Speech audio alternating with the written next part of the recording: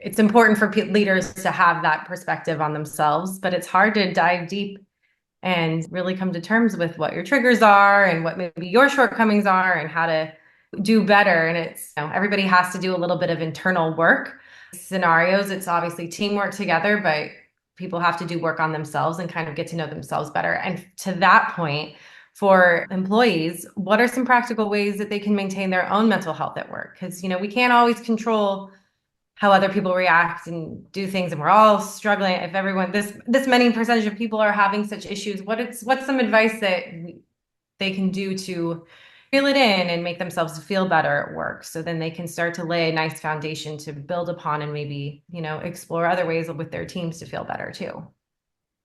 There are common things that people have learned, like breathing, right? Hmm. Breathing, you can breathe. Yes. I remember walking around my building when I feel stressed, go around, taking yoga, obviously, running and walking, having some food, obviously, create more endorphins in our bodies, more dopamine in our body, and helps us to reduce the cortisol level that happens to us during stress. And that's what creates a lot of stress in us, is when we have a lot of cortisol for a long time.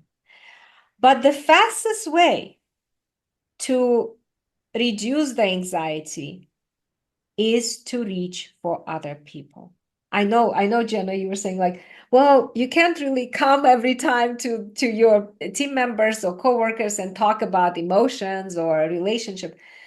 The interesting part is, just like you had the experience with your manager, the more repair you do on your relationship, the more connected you become, the less you have to repair, because you will have a more security in your relationship, so you will have less triggers.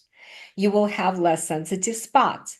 The sensitivities and the triggers continue to appear when we are stuck in these negative loops of interactions where we can't really sense, does this person care about us? Will this person be there for us? I mean, the key question in bonding relationship is, are you there for me? Are you accessible to me? Will you be there when I call you? Do you care about me? Do I matter to you? Do you care about my experience? Will you open up about your experience? Will you let me in into your own sensitivities?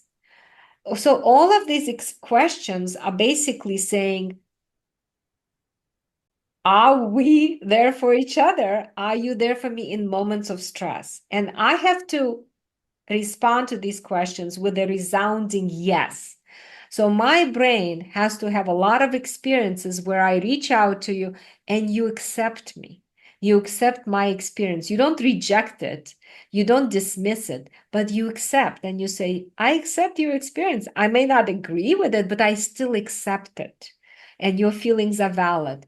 And thank you for sharing, because I can see how much you care about our relationship.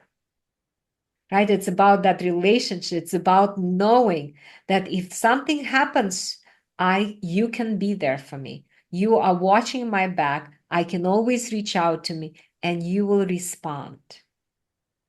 That is golden for us to regain a balance. It works faster than yoga. It works faster than deep breathing, and it prolongs that, because in that moment I get a shot of oxytocin. A shot of oxytocin puts my cortisol level at a very minimum.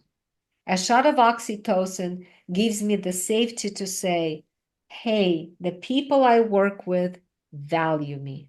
Just like you experience. This is what you experience. You experience secure attachment. You can go home, you can sleep peacefully, because you know the people around you at work care about you. That's the message we're trying to fix in the emotional connection process. And so I think the most practical way for employees to maintain their emotional mental health at work is to learn the emotional connection process, so they can do this as a part of the work instruction. When you have feeling disconnected and your company integrates the EMC process into everyday work instruction, it's going to be easy conversation. hey, let's do this process, because I feel like we got off or we got into a negative cycle. It's nobody's fault. It's not your fault. It's not my fault. We just got off. So let's just go through it, and very quickly, 10, 15 minutes, or 30 minutes at the beginning until we learn how to dance together. But later it will be like 3 seconds, because I will know how to share my vulnerabilities with you, and you will know how to respond.